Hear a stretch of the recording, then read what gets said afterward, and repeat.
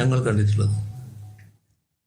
ഇപ്പോൾ ഈ ഗവൺമെൻറ്റിൻ്റെ 5ാം വർഷമാണെങ്കിലും LDF സർക്കാരിൻ്റെ 10ാം വർഷത്തെ പ്രോഗ്രസ് റിപ്പോർട്ടാണ് ഇപ്പോൾ അവതരിപ്പിക്കുന്നത്.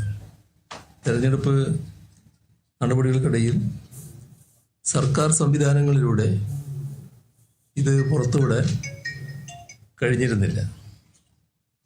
ഇതിൽ ജനങ്ങൾക്ക് മുന്നിൽ കണക്കുകൾ പറയുക, ആ വാഗ്ദാനം ഞങ്ങൾ ഉപേക്ഷിക്കുന്നില്ല. അതുകൊണ്ടാണ് LDF എന്ന നിലയിൽ ഈ പ്രോഗ്രസ് റിപ്പോർട്ട് ഇന്ന് ജനങ്ങളുടെ മുന്നിൽ അവതരിപ്പിക്കുന്നത്. കാരണം സർക്കാർ എന്ന നിലയിൽ അവതരിപ്പിക്കുന്നതിന് ഇപ്പം പ്രയാസമുണ്ടല്ലോ. അതുകൊണ്ട് 10ാം വർഷത്തെ പ്രോഗ്രസ് റിപ്പോർട്ട് LDF എന്ന നിലയിലാണ് അവതരിപ്പിക്കുന്നത്. ഇവിടെ ഈ 5 വർഷത്തെ പ്രവർത്തന പുരോഗതിയാണ് ഇതിൽ സംക്ഷിപ്തമായി ഉൾപ്പെടുത്തിയിട്ടുള്ളത്. 2021 900 വാഗ്ദാനങ്ങളാണ് പ്രകടന പത്രികയിൽ ഉൾക്കൊള്ളിച്ചിരുന്നത്. ഇപ്പോൾ കാണുമ്പോൾ അതിൽ 97% നടപ്പാക്കപ്പെട്ടിട്ടുണ്ട്. അതായത് ഒന്നുകിൽ പൂർണ്ണമായും പൂർത്തിയായിട്ടുണ്ട്, അല്ലെങ്കിൽ പൂർത്തിയാകുന്നതിൻ്റെ അടുത്തെത്തിയിട്ടുണ്ട്. സാധാരണക്കാരൻ്റെ സ്വപ്നമാണ് ഭൂമിയും വീടും. ഇത് യാഥാർത്ഥ്യമാക്കാനാണ് ലൈഫ് പദ്ധതി 2016 സർക്കാർ കൊണ്ടുവന്നത്. അതിൻ്റെ ഭാഗമായി 5 ലക്ഷം വീടുകൾ പൂർത്തിയായി കഴിഞ്ഞു. 5 ലക്ഷം വീട് എന്ന് പറയുമ്പോൾ ഒരു വീട്ടിൽ ശരാശരി 4 ആളെ എടുത്താൽ 20 ലക്ഷം ആളുകൾക്ക് സുരക്ഷിതമായ ഭവനം ഉറപ്പുവരുത്താൻ കഴിഞ്ഞിരിക്കുകയാണ്. ഇതിൽ ലൈഫ് മിഷന് പുറമെ മത്സ്യത്തൊഴിലാളികൾക്ക് സുരക്ഷിതമായ താമസം ഉറപ്പിക്കാൻ പുനർഗേഹം പദ്ധതി നടപ്പാക്കിയിരുന്നു. അതിൻ്റെ ഭാഗമായി 2782 വീടുകൾ, 738 ഫ്ലാറ്റുകൾ കൈമാറിയിട്ടുണ്ട്. നമ്മുടെ ഭൂമിയുടെ അവകാശം, ഭൂമി കയ്യിലുണ്ട്, പക്ഷെ അവകാശമില്ല, പട്ടയം ലഭിച്ചിട്ടില്ല. അങ്ങനെയുള്ള കുടുംബങ്ങൾക്ക് ഈ 10 വർഷത്തിനകം 4,56,689 കുടുംബങ്ങൾക്കാണ് പട്ടയം നൽകാനായത്. യഥാർത്ഥത്തിൽ അത് 5 ലക്ഷം കവിയായിരുന്നു. ഏറ്റവും ഇപ്പോൾ ഒടുവിൽ SIR നടപ്പാക്കിയല്ലോ. SIR നടപ്പാക്കിയപ്പോൾ റവന്യൂ വകുപ്പിൻ്റെ ഉദ്യോഗസ്ഥരാകെ ആ ഡ്യൂട്ടിയിലായി. അതുകൊണ്ടാണ് 5 ലക്ഷം കവിയാതിരുന്നത്, അല്ലെങ്കിൽ 5 ലക്ഷം കവിയായിരുന്നു. നമ്മുടെ സംസ്ഥാനത്ത് മലയോരത്ത്, പ്രത്യേകിച്ച് ഇടുക്കിയിൽ വലിയ തോതിലുള്ള പ്രശ്നങ്ങൾ, ഭൂപ്രശ്നമാണ്, ദശാബ്ദങ്ങളായിട്ട് നിലനിൽക്കുന്ന പ്രശ്നമാണ്. ആ പ്രശ്നങ്ങൾക്ക് ശാശ്വതമായ പരിഹാരം ഉണ്ടാക്കാനായി നിയമ ഭേദഗതി കൊണ്ടുവന്നു. ചട്ടങ്ങളും അതിൻ്റെ ഭാഗമായി ആവിഷ്കരിച്ചു. കേരളത്തിൻ്റെ മാനം വലിയ തോതിൽ ഉയർത്തിയ ഒരു കാര്യമാണ് കേരളം അതിദാരിദ്ര്യമുക്തമായത്. 64,006 കുടുംബങ്ങളെ അതിദാരിദ്ര്യത്തിൽ നിന്ന് മോചിപ്പിക്കാൻ നമുക്ക് കഴിയും.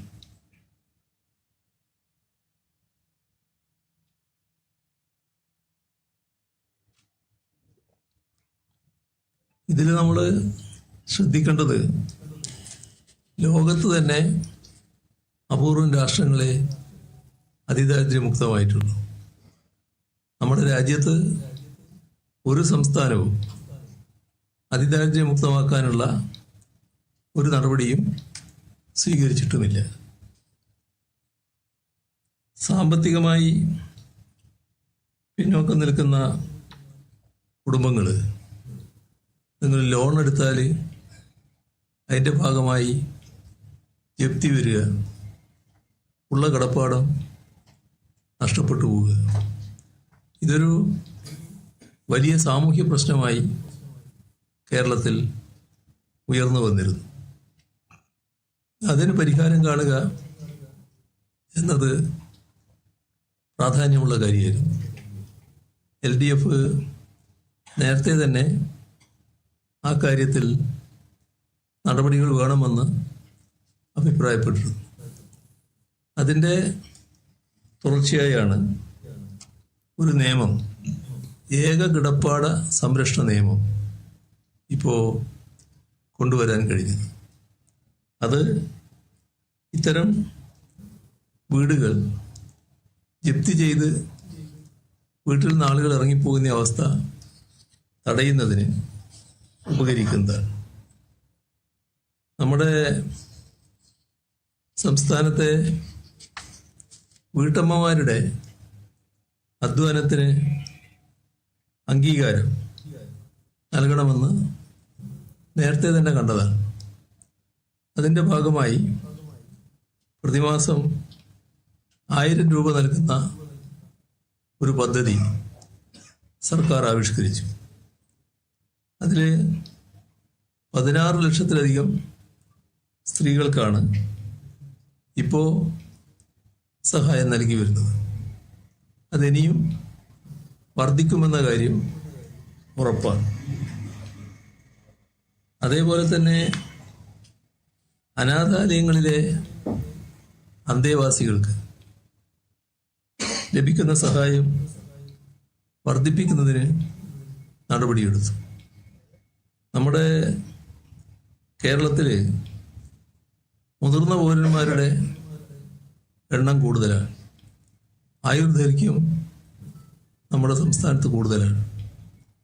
അതിൻ്റെ ഭാഗമായി മുതിർന്ന പൗരന്മാരുടെ ക്ഷേമം ഉറപ്പുവരുത്തുന്നതിനായി ഒരു കമ്മീഷൻ, വയോജന കമ്മീഷൻ രൂപീകരിച്ചിട്ടുണ്ട്.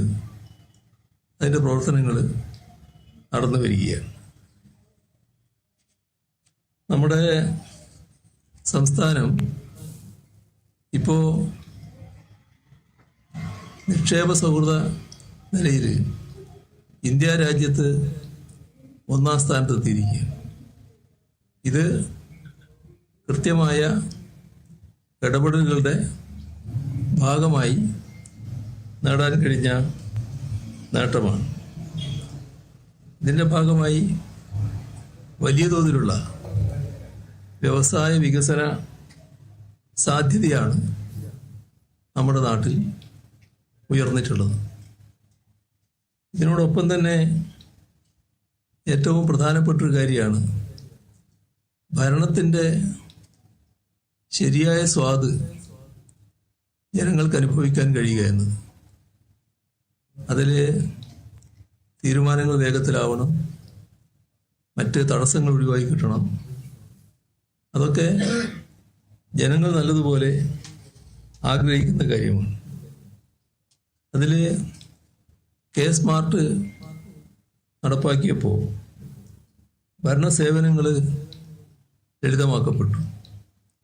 അതിലൂടെ 82 ലക്ഷം അപേക്ഷകൾ അതിവേഗതയിൽ തീർപ്പാക്കാനും കഴിയും. നമ്മുടെ സംസ്ഥാനം പൊതുസേവനാവകാശ ബിൽ ഏറ്റവും പ്രധാനപ്പെട്ടതാണ്. സേവനാവകാശം ഉറപ്പുവരുത്തുക എന്നുള്ളത്. അത്തരമൊരു ബിൽ വഴി സമയബന്ധിത സേവനം ലഭ്യമാക്കുന്നത് നിയമപരമായി ഉറപ്പാക്കാൻ കഴിയും. അതിൽ വീഴ്ച വന്നാൽ അതുമായി ബന്ധപ്പെട്ട തുടർ നടപടികളിലേക്ക് കടക്കാനാവും. അതേപോലെ തന്നെ നമ്മുടെ കേരളമാണ് ഏറ്റവും കൂടുതൽ PSC വഴിയുള്ള നിയമനം നടന്ന സംസ്ഥാനം. ഇതിൻ്റെ ഭാഗമായി 3,13,202 നിയമനങ്ങൾ ഈ ഘട്ടത്തിൽ നടത്തിയിട്ടുണ്ട്. അതിൽ തന്നെ അപേക്ഷിക്കാനുള്ള പ്രായപരിധി വർദ്ധിപ്പിച്ച് കൂടുതൽ അവസരങ്ങൾക്ക് വഴിയൊരുക്കുകയും ചെയ്തിട്ടുണ്ട്. ഇവിടെ KDISC വഴി 2,66,000 തൊഴിലവസരങ്ങൾ സൃഷ്ടിക്കാൻ കഴിയും. ഇവിടെ ഗവൺമെൻറ് പ്രഖ്യാപിച്ച ഒരു പദ്ധതി നമ്മുടെ യുവത പഠനം കഴിഞ്ഞ് പിന്നീട് ആവശ്യമായ നൈപുണ്യം നേടുന്നതിനുള്ള ശ്രമങ്ങൾ നടത്തുകയാണ്. ആ സമയം അവർക്ക് പ്രത്യേക വരുമാനമൊന്നുമില്ല. അപ്പം അങ്ങനെയുള്ള ആളുകളുടെ സ്ഥിതി പരിഗണിച്ചുകൊണ്ടാണ് കണക്ട് വർക്ക് എന്നൊരു പദ്ധതി യുവാക്കൾക്ക് വേണ്ടി തയ്യാറാക്കിയത്. അതുവഴി 75,376 പേർക്ക് സാമ്പത്തിക സഹായം നൽകാനായിട്ടുണ്ട്. നമ്മുടെ സംസ്ഥാനത്ത് തൊഴിൽ ലഭിക്കുന്നതിന് മുൻപ് ആവശ്യമായ നൈപുണ്യം നേടുന്നതിനുള്ള അവസരമാണ് ഇതിലൂടെ ലഭ്യമാകുന്നത്. നമ്മുടെ ഉന്നത വിദ്യാഭ്യാസ മേഖലയിൽ ഇടപെട്ട് സർക്കാർ ചെയ്ത ഒരു നടപടി ഡിഗ്രി വിദ്യാഭ്യാസം വരെ സൗജന്യമാക്കുക എന്നുള്ളതാണ്. അപ്പോൾ ഡിഗ്രി തലത്തിൽ ഇപ്പോൾ സൗജന്യമായിരുന്നില്ല, അത് സൗജന്യമാക്കി നടപടികൾ സ്വീകരിച്ചു കഴിഞ്ഞു.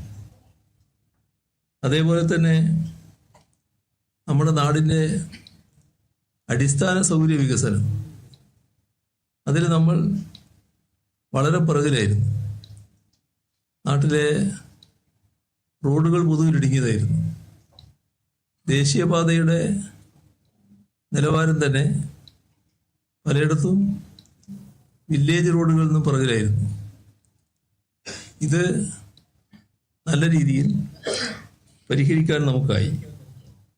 ഇപ്പോൾ ദേശീയപാത 66 പ്രവർത്തനങ്ങൾ ഭംഗിയായി നിറവേറ്റാൻ കഴിഞ്ഞത് സംസ്ഥാന സർക്കാർ ഈ ദേശീയപാതയ്ക്ക് വേണ്ടി എടുക്കുന്ന ഭൂമിയുടെ വിലയുടെ 25% കൊടുക്കാൻ തയ്യാറായതിലൂടെയും രാജ്യത്ത് ഒരിടത്തും അതിനു മുൻപോ അതിനു ശേഷമോ ഇത്തരം ദേശീയപാതകളുടെ വികസനത്തിന് വേണ്ടി ഭൂമി ഏറ്റെടുക്കാൻ സംസ്ഥാന സർക്കാർ വിഹിതം കൊടുത്ത അനുഭവം ഉണ്ടായിട്ടില്ല.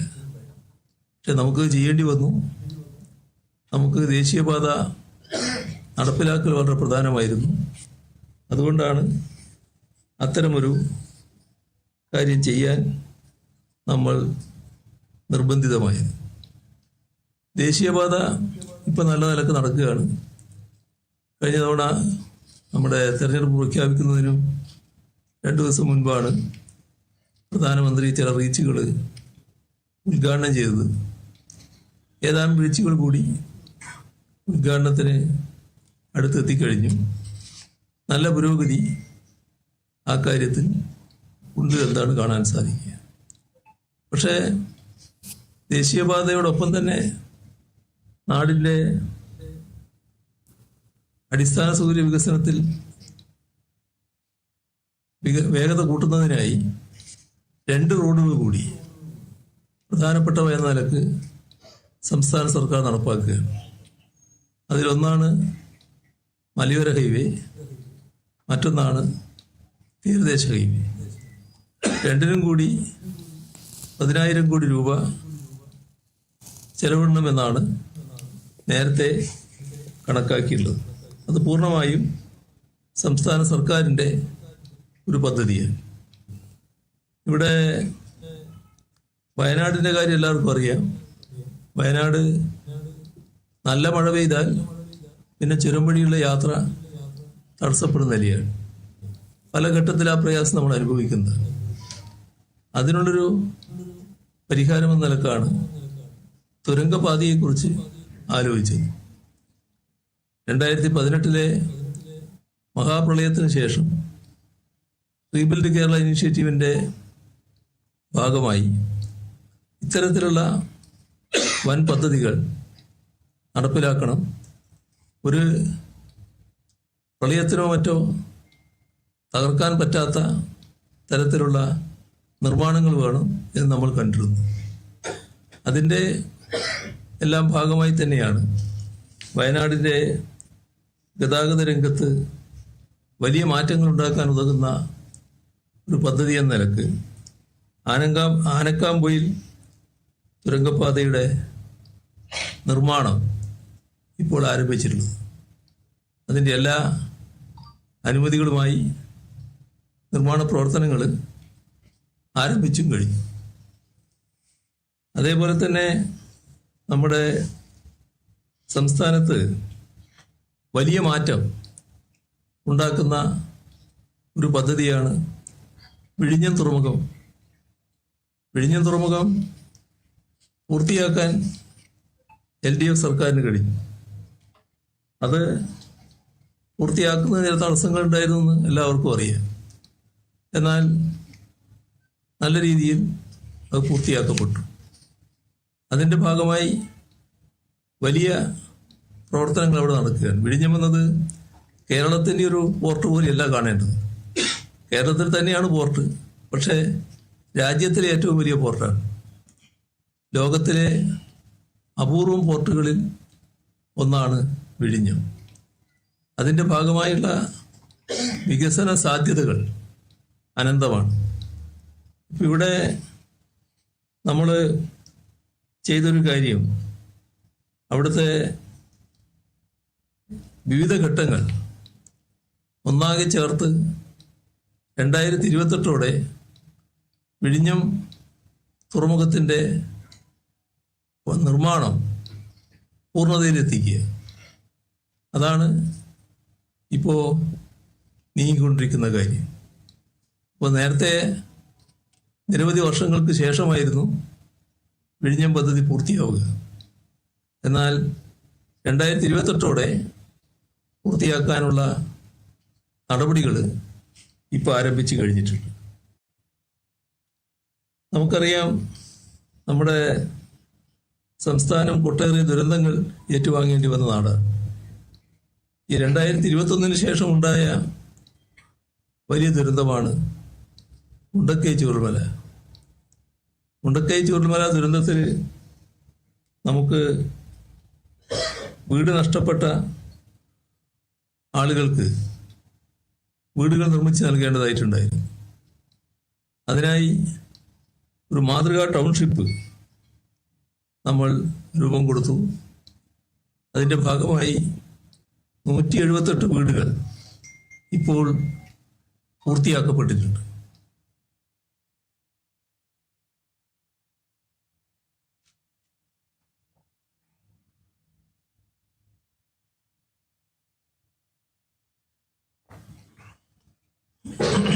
ബാക്കി വീടുകളുടെ നിർമ്മാണം അതിവേഗതയിൽ നടക്കുകയാണ്.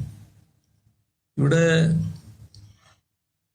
നമ്മുടെ സംസ്ഥാനത്തിൻ്റെ ഒരു പ്രയാസം നാം കാണേണ്ടത്, ഇത്തരം കാര്യങ്ങളിൽ കേന്ദ്രത്തിൻ്റെ സഹായം വേണ്ടത്ര ഉണ്ടായില്ല എന്നത് തന്നെയാണ്.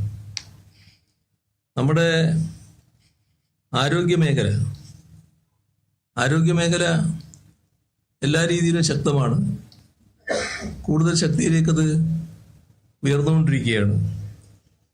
ഇവിടെ ഇൻസ്റ്റിറ്റ്യൂട്ട് ഓഫ് അഡ്വാൻസ്ഡ് വൈറോളജി ഉൾപ്പെടെയുള്ള ആധുനിക സ്ഥാപനങ്ങൾ ഈ രംഗത്ത് സ്ഥാപിക്കാൻ നമുക്ക് കഴിഞ്ഞിട്ടുണ്ട്. നമ്മുടെ സംസ്ഥാനത്ത് മാത്രമല്ല, രാജ്യത്താകെ സർക്കാർ ജീവനക്കാർക്കുണ്ടായിരുന്ന ഒരു വിഷമം, അതിന് പരിഹാരം കാണാൻ ഇപ്പോൾ LDF സർക്കാർ തയ്യാറായി. സർക്കാർ ജീവനക്കാരുടെ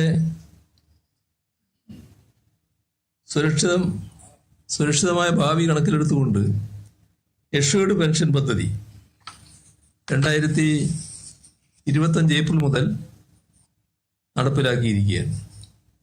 ഇത് അവസാന ശമ്പളത്തിൻ്റെ 50% പെൻഷൻ ഉറപ്പാക്കുകയാണ്. അപ്പോൾ നല്ല രീതിയിൽ സ്വീകരിക്കപ്പെട്ട ഒരു പദ്ധതിയാണ്. നമ്മുടെ സംസ്ഥാനത്ത് നിന്ന് ധാരാളം ആളുകൾ പ്രവാസ ജീവിതം നയിക്കുന്നുണ്ട്. പ്രവാസി സഹോദരങ്ങൾ കേരളത്തിൻ്റെ പൊതുകാര്യങ്ങളിൽ തൽപരരാണ്. സജീവമായി കേരളത്തിൻ്റെ പ്രശ്നങ്ങൾ ഇടപെടുന്നവരാണ്. അത്തരത്തിലുള്ള പ്രവാസികളെ നല്ല രീതിയിൽ ബന്ധപ്പെടുക, അവരുടെ സേവനം നമുക്ക് ഉപയോഗിക്കാൻ കഴിയുക, അതിലൂടെ പുതിയ അവസരങ്ങൾ നാട്ടിലൊരുക്കാൻ പറ്റുക, ഇതൊക്കെ നല്ല നിലക്ക് നിർവഹിക്കാൻ സംസ്ഥാനത്ത് കഴിഞ്ഞിട്ടുണ്ട്. അതിൻ്റെ ഭാഗമായി തന്നെ പ്രവാസികളുടെ ക്ഷേമം ഉറപ്പാക്കുന്നതിനായി ഇത്തവണ ബജറ്റിൽ 150 കോടി അനുവദിച്ചിട്ടുമുണ്ട്. അതോടൊപ്പം പ്രവാസികളുടെ ഒരാവശ്യമായിരുന്നു, വിവിധ കാര്യങ്ങളിൽ അവർക്ക് ബന്ധപ്പെടേണ്ട സാഹചര്യം വരുന്നുണ്ട്. ചില പരാതികളുണ്ടായാൽ അതുമായി ബന്ധപ്പെടാനുള്ള സംവിധാനം വേണം. ഒരു പ്രത്യേക പോലീസ് സ്റ്റേഷൻ അവർക്കായി ഉണ്ടാകുന്നത് നല്ലതാണ് എന്ന അഭിപ്രായം അവർ തന്നെ മുന്നോട്ട് വെച്ചിരുന്നു. അത് അംഗീകരിക്കുകയും പ്രത്യേക പോലീസ് സ്റ്റേഷൻ ആരംഭിക്കുകയും ചെയ്തു. പ്രവാസികളുടെ പ്രശ്നങ്ങൾ പരിഹരിക്കാൻ സംവിധാനമൊരുക്കുക, അതും സർക്കാർ ചെയ്യുകയാണ്. ഇവിടെ മുന്നോക്ക പിന്നോക്ക ന്യൂനപക്ഷ വ്യത്യാസമില്ലാതെ തുല്യനീതി ഉറപ്പാക്കുക. അതിനുവേണ്ടിയാണ് JB കോശി കമ്മീഷൻ്റെ രൂപീകരണം ഉണ്ടായത്. JB കോശി കമ്മീഷൻ റിപ്പോർട്ടുകൾ നൽകി. ആ റിപ്പോർട്ടിൽ 220 ശുപാർശകൾ നടപ്പാക്കാൻ നമുക്ക് കഴിഞ്ഞിട്ടുണ്ട്. സാമൂഹ്യക്ഷേമവും അടിസ്ഥാന സൗകര്യ വികസനവും ഒരുപോലെ മുന്നോട്ട് കൊണ്ടുപോകുന്ന സമഗ്ര വികസന മാതൃകയാണ് നമ്മൾ ആവിഷ്കരിച്ചത്. ഇവിടെ പുതിയ വെല്ലുവിളികൾ ഏറ്റെടുത്തുകൊണ്ട് അതിജീവനത്തിൻ്റെ മാതൃകകൾ സൃഷ്ടിച്ച് നവകേരളം പടുത്തുയർത്തലാണ് ഉദ്ദേശിക്കുന്നത്. നമ്മുടെ നാട് ലോകത്തിൻ്റെ വികസനത്തോട് ചേർന്ന് ഒരു വികസിത കേരളമായി മാറണം എന്നാണ് പൊതുവെ ജനങ്ങൾ ആഗ്രഹിക്കുന്നത്. നാം നേരത്തെ നവകേരളം നിർമ്മിക്കുന്നതും ഇത്തരത്തിൽ തന്നെയാണ് ഉദ്ദേശിച്ചിട്ടുള്ളത്. നമ്മുടെ നാട് നല്ല രീതിയിൽ മുന്നോട്ട് പോകണം. ഇപ്പോൾ നല്ല ശാന്തിയും സമാധാനവും നിലനിൽക്കുന്നുണ്ട്, അത് ഉറപ്പാക്കാനാകണം. അതോടൊപ്പം വർഗീയതയെ, വെറുപ്പിനെ അകറ്റി നിർത്താൻ നമുക്ക് കഴിയുകയും വേണം. കഴിഞ്ഞ 10 വർഷമായി വർഗീയ സംഘർഷമില്ലാത്ത, വർഗീയ കലാപമില്ലാത്ത ഒരു നാടാണ് കേരളം. ആ നിലയിൽ തന്നെ തുടരുക. നമ്മുടെ സാഹോദര്യ ബന്ധം കൂടുതൽ ദൃഢമാക്കുക. ജാതിഭേദമോ മതദ്വേഷവും ഇല്ലാതെ എല്ലാവരും സഹോദരരായി കഴിയുന്ന നില ശക്തിപ്പെടുത്തുക. അതിനുതകുന്ന നടപടികളും നമ്മൾ വിട്ടുവീഴ്ചയില്ലാതെ നടപ്പാക്കപ്പെടുകയാണ്. ഇതാണ് പ്രോഗ്രസ് റിപ്പോർട്ട് സംബന്ധിച്ച് പറയാനുള്ളത്. ഇവിടെ ഇത്തവണത്തെ പ്രോഗ്രസ് റിപ്പോർട്ടിൽ 97% നടപ്പാക്കാൻ കഴിഞ്ഞിട്ടുണ്ട്. പൂർണ്ണമായി നടപ്പാക്കലോ പൂർണ്ണതയിലേക്ക് എത്തുകയോ ചെയ്യുന്ന തരത്തിൽ 97% ആയി കഴിഞ്ഞിട്ടുണ്ട്. അതാണ് അവസ്ഥ. ഇതാണ് പറയാനുള്ളത്. കഴിഞ്ഞ സർക്കാരിന്റെ കാലത്ത് കൃത്യമായ എണ്ണം പറഞ്ഞിട്ടുണ്ടായിരുന്നു. 600-580 എന്നാണ് പറഞ്ഞത്. ഇത്തവണ ശതമാനത്തിൽ പറയുമ്പോൾ അതിന്റെ കണക്ക് അത് കൃത്യമായ എണ്ണം തന്നെയുണ്ട്. അതിന് വിഷമം ഉണ്ടാവില്ല. ആ റിപ്പോർട്ടിന്റെ ഭാഗമായി വരുമ്പോൾ കൃത്യമായ എണ്ണം തന്നെ വരും. എല്ലാ വർഷവും ഈ പ്രോഗ്രസ് റിപ്പോർട്ട് അവതരിപ്പിച്ചത് കൂടുതൽ ജനങ്ങളിൽ സ്വീകാര്യത ഉണ്ടാക്കാൻ ഇടയാക്കിയോ? CM-ന്റെ ഒരു വിലയിരുത്തൽ എങ്ങനെയാണ്? ജനങ്ങൾ ഇതിനെ എങ്ങനെയാണ് സ്വീകരിക്കുന്നത്? ഇത് നമ്മുടെ ജനാധിപത്യ സംവിധാനത്തിൽ വളരെ പുതുമയുള്ളൊരു കാര്യമാണ്. അതുകൊണ്ട് തന്നെ ജനങ്ങൾ നല്ല രീതിയിൽ സ്വീകരിച്ചു. ജനങ്ങളുടെ അവകാശമാണ് എത്രത്തോളം വാഗ്ദാനങ്ങൾ നടപ്പാക്കപ്പെട്ടു എന്ന് അറിയൽ. അത് കൃത്യമായി ജനങ്ങളെ അറിയിക്കുന്ന നിലയാണ് LDF സർക്കാർ സ്വീകരിച്ചത്. അതിലൂടെ ഏതെല്ലാം പദ്ധതികൾ എത്ര കണ്ട് നടപ്പായി എന്ന് ജനങ്ങൾ മനസ്സിലാക്കുമ്പോൾ അതിനവർ നല്ല പ്രതികരണമാണ് ഉണ്ടാക്കിയത്. ഇപ്പോൾ 2021 LDFന്റെ വിജയത്തിന്, അല്ലെങ്കിൽ നമ്മുടെ നാടിൻ്റെ ചരിത്രം തിരുത്തി LDFന് തുടർഭരണം സമ്മാനിക്കുന്നതിന് ഇതെല്ലാം ഒരു ഘടകമാണ്. ഇത്തരത്തിലുള്ള പ്രവർത്തനങ്ങളിലൂടെ ഗവൺമെന്റിന്റെ പ്രവർത്തനങ്ങൾ ആഴത്തിൽ മനസ്സിലാക്കാൻ ജനങ്ങൾക്ക് കഴിഞ്ഞു. അപ്പോൾ നിങ്ങളെല്ലാവരും സഹായിച്ച് നൽകുന്ന റിപ്പോർട്ടുകൾ അതാണോ ശരി എന്നത് അവർക്ക് ശരിക്കും വിലയിരുത്താനൊരു അവസരമായി ഈ പ്രോഗ്രസ് റിപ്പോർട്ട് ഉള്ളതുകൊണ്ട്, അതുകൂടി ചേർത്തുകൊണ്ടാണ് അവസാനം ചരിത്രം തിരുത്തി പുതിയ ചരിത്രം രചിക്കാൻ ജനങ്ങൾ തയ്യാറായത് എന്ന് കൂടിയാണ് ഞങ്ങൾ കാണുന്നത്.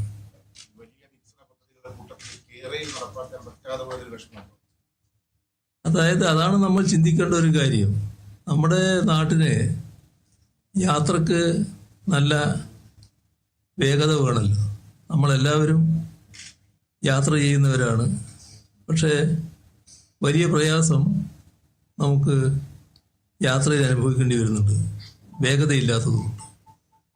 അത് ഒഴിവാക്കുന്നതിനാണ് വേഗതയുള്ള ട്രെയിൻ സർവീസ് വേണം എന്ന് സർക്കാർ ആലോചിച്ചത്. പക്ഷേ ട്രെയിൻ സർവീസ് ആകുമ്പോൾ അതിന് കേന്ദ്ര റെയിൽവേയുടെ അനുമതി വേണം, കേന്ദ്ര ഗവൺമെൻറ് അനുമതി വേണം. അപ്പോൾ ഇത്തരമൊരു കാര്യത്തിന് അനുമതി ലഭ്യമാകാതിരിക്കുമെന്ന് ഞങ്ങളൊരു തരത്തിലും കാണുന്നില്ല. വേഗം തന്നെ അനുമതി ലഭിക്കുമെന്നാണ് പ്രതീക്ഷിച്ചത്. കേന്ദ്ര ഗവൺമെന്റിനെ ഞങ്ങൾ സമീപിച്ചു. പക്ഷേ ഇവിടെ അത് ചിലർ രാഷ്ട്രീയ ഉദ്ദേശത്തോടെയാണ് എടുത്തത്. നാടിൻ്റെ ആവശ്യം അത് മാറ്റിവെച്ചുകൊണ്ട് ഇപ്പം നടപ്പാക്കണ്ട എന്ന നിലപാടാണ്. അതായത് LDF ഗവൺമെന്റിന്റെ കീഴിൽ അത്തരമൊരു പദ്ധതി നടപ്പാക്കരുത് എന്താണ്. അത് കോൺഗ്രസും UDFും ആ നിലപാടെടുത്തു, BJPയും ആ നിലപാടെടുത്തു. നമ്മുടെ സംസ്ഥാനത്തിൻ്റെ പൊതുവായ താല്പര്യങ്ങൾക്കെതിരായി ഇവരെല്ലാം നിൽക്കുന്ന കാഴ്ചയാണ് ഓരോ ഘട്ടത്തിലും നമുക്ക് കാണാൻ കഴിഞ്ഞിട്ടുള്ളത്. ഇങ്ങനെ വന്നപ്പോൾ രാഷ്ട്രീയമായി കേന്ദ്ര ഗവൺമെൻറ് അതിനെടുത്തു. സാധാരണക്ക് ഭരണ നടപടി അനുസരിച്ച് ഇതിന് അനുമതി നൽകാതിരിക്കുക എന്ന പ്രശ്നമേ വരുന്നില്ല. പക്ഷേ കേന്ദ്ര ഗവൺമെൻറ് അവരുടെ ഭാഗമായ ആൾക്കാരും ഇവിടുത്തെ UDF, BJP, UDF എതിർക്കുന്നൊരു പദ്ധതിക്ക് തൽക്കാലം അംഗീകാരം നൽകേണ്ടതില്ല എന്ന നിലപാടാണ് എടുത്തത്. അത് ഞങ്ങൾ തുറന്ന് ശ്രമിച്ചു. പക്ഷേ അനുമതി കിട്ടുന്നില്ല എന്ന് വന്നപ്പോൾ പിന്നെ ശ്രമിച്ചതുകൊണ്ട് കാര്യമില്ല. എന്നാൽ ഇത് തന്നെ മറ്റൊരു രൂപത്തിൽ നടപ്പാക്കാൻ കഴിയും. അതാണ് RRT സമ്പ്രദായം. ഡൽഹി മേററ്റ് RRT ഇപ്പോൾ പ്രാവർത്തികമായിട്ടുണ്ട്.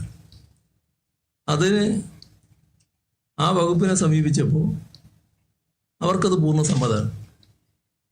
അത് റെയിൽവേയുടെ സമ്മതം ആവശ്യമില്ല. ആ ഒരു പദ്ധതി ആലോചനയിലുണ്ട്. അതുമായി ബന്ധപ്പെട്ട് ചില പ്രാരംഭ ചർച്ചകൾ നടന്നിട്ടുണ്ട്. ഏതായാലും നമുക്ക് കേരളയിലില്ലെങ്കിലും ഈ തരത്തിലെങ്കിലും ആ പദ്ധതി നടപ്പാക്കാൻ കഴിയുമെന്നാണ് പ്രതീക്ഷിക്കുന്നത്. വെക്കുന്ന തരത്തിലുള്ള ചില പ്രഖ്യാപനങ്ങൾ UDF നടത്തിയിട്ടുണ്ട്. 5 ഗ്യാരണ്ടി, 25 ലക്ഷം ഓരോ കുടുംബത്തിനും സുരക്ഷ, ആരോഗ്യ സുരക്ഷ, പെൻഷൻ 3000 ആക്കി ഉയർത്തും. അതുപോലെ തന്നെ KSRTC ബസ്സിൽ സൗജന്യമായിട്ടുള്ള യാത്ര. ഇതിനെങ്ങനെയാണ് LDF കാണുന്നത്? ആദ്യം ആ കുട്ടീൻ്റെ വീട് വെച്ച് കൊടുക്കട്ടെ. വയനാട്ടിലൊരു കുട്ടി, എന്തേലും ആ കുട്ടീൻ്റെ പേര് ശ്രുതി. ആ വീട് ആദ്യം വെച്ച് കൊടുക്കട്ടെ, എന്നിട്ട് മറ്റു കാര്യങ്ങളെ പറ്റി നമുക്ക് പറയാം. അപ്പോഴാണ് ഈ പറഞ്ഞ കാര്യങ്ങൾക്ക് വിലയുണ്ട് എന്ന് മനസ്സിലാക്കുക. അല്ലെങ്കിൽ എന്തും പറയാലോ. ഈ പറയുന്നതിന്റെ ഭാഗമായിട്ട് എത്രത്തോളാണ് നടപ്പാക്കുക എന്നുള്ളത് നമുക്കെല്ലാം അറിയാവുന്ന കാര്യമാണല്ലോ.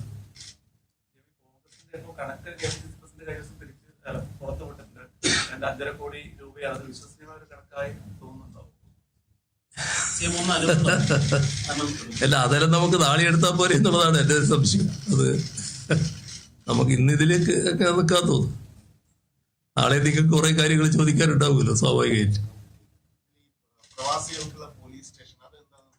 അതായത് പ്രവാസികളുടെ ഒരു ആഗ്രഹമാണത്. പ്രവാസികൾക്ക് ധാരാളം പ്രശ്നങ്ങളുണ്ടല്ലോ.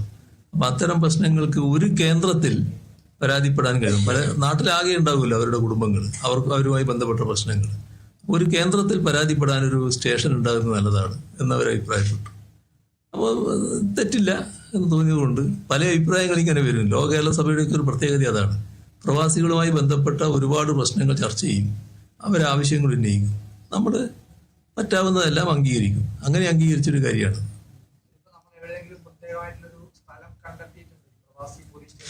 അല്ല, തീരുമാനമായല്ലോ.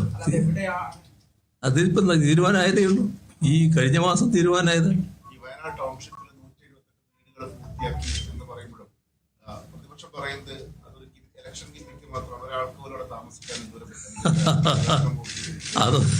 അതൊക്കെ എല്ലാവർക്കും പോയി നോക്കാവുന്ന കാര്യമല്ലേ. ഈ 178 വീടിന്റെ അവസ്ഥ എന്താണെന്ന്. അവിടെ ഞങ്ങൾ ചെയ്ത കാര്യം ആ ദുരന്തബാധിതരെ പൂർണ്ണമായി വിശ്വാസത്തിലെടുത്തുകൊണ്ടുള്ള കാര്യങ്ങൾ അവരുമായി ചർച്ച ചെയ്തുകൊണ്ടാണ് ഓരോ കാര്യവും നീക്കിയത്. അവരുമായി ചർച്ച ചെയ്തിട്ടാണ് അവരുടെ അഭിപ്രായമായിരുന്നു, ഞങ്ങളെല്ലാവരും ഒരു നാട്ടിൽ ഒരു കുടുംബം പോലെ ജീവിച്ചവരാണ്. നിങ്ങൾ പുനരധിവാസത്തിൻ്റെ സഹായം നൽകിയാൽ ഞങ്ങൾ അതും വാങ്ങി ഓരോ കൊമ്പത്താവും. അപ്പം ഞങ്ങൾക്കെല്ലാം ഒരിടത്ത് ജീവിക്കാനുള്ള സൗകര്യം ഒരുക്കണം. ഇത് അവരുടെ അഭിപ്രായമായിരുന്നു. ആ അഭിപ്രായം കേട്ടപ്പോൾ അങ്ങനെയാണെങ്കിൽ നമുക്കൊരു ടൗൺഷിപ്പ് നിർമ്മിക്കാമെന്ന് ആലോചിച്ചു. ആ ടൗൺഷിപ്പ് നിർമ്മാണത്തിൻ്റെ കാര്യത്തിൽ ഞങ്ങൾ ഒറ്റക്കങ്ങ് തീരുമാനിക്കുകയല്ല ചെയ്ത്, ഗവൺമെൻറ് നിലക്ക് മാത്രം തീരുമാനിക്കുകയല്ല ചെയ്ത്. പ്രതിപക്ഷത്തിന് റോളുണ്ടല്ലോ. എല്ലാവരും ആ ഘട്ടത്തിൽ ഒന്നിച്ചല്ലേ ഒരു വികാരത്തിലേ നിൽക്കുന്നത്. അവരെ ഞങ്ങൾ വിളിച്ചു, പ്രതിപക്ഷ നേതാവിനെയും ഉപനേതാവിനെയും വിളിച്ചു, സംസാരിച്ചു.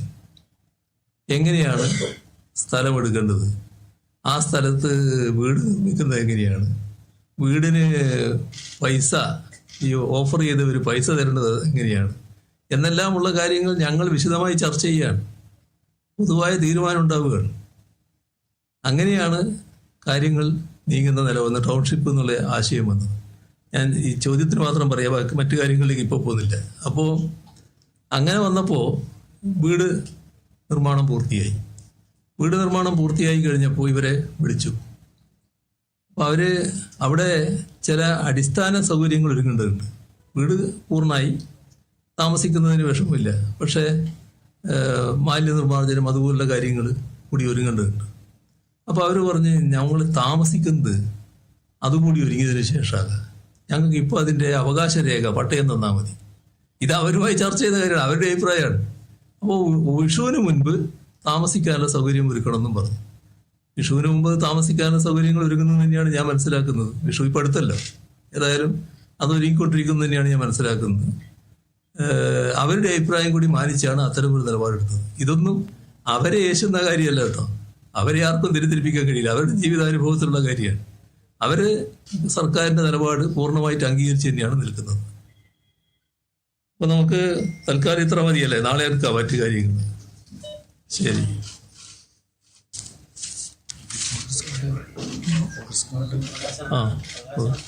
ഇപ്പൊ നടത്താം. CN ചന്ദ്രൻ ഒന്ന് ഇങ്ങോട്ട് വന്നാലേ, ഇത് CN ചന്ദ്രൻ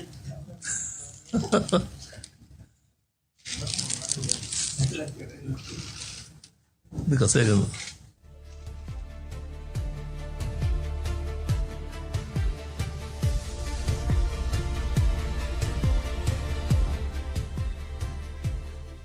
വരാതിയാ.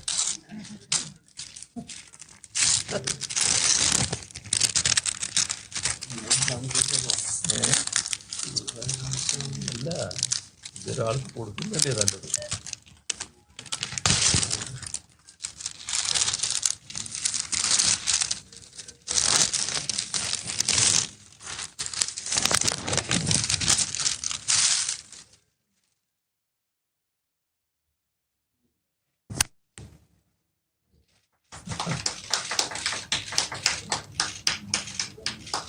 ശരി, ഇവർക്കെല്ലാം കൊടുക്കൂലേ? പിന്നെ ഇവർക്കെല്ലാം കൊടുക്കുന്നുണ്ടോ അല്ലേ? അപ്പൊ നിങ്ങളെ കോപ്പികൾ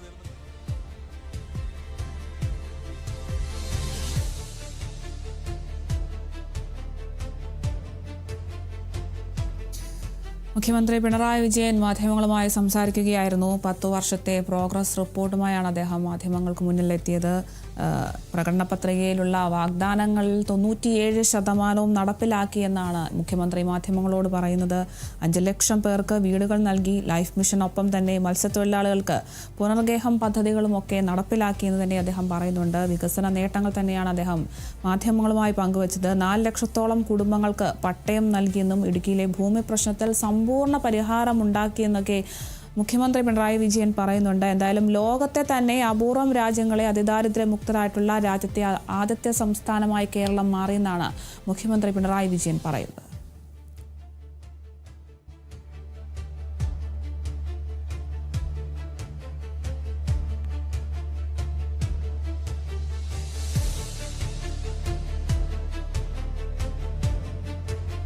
തിരികെ എത്താം ഇടവേളയ്ക്ക് ശേഷം.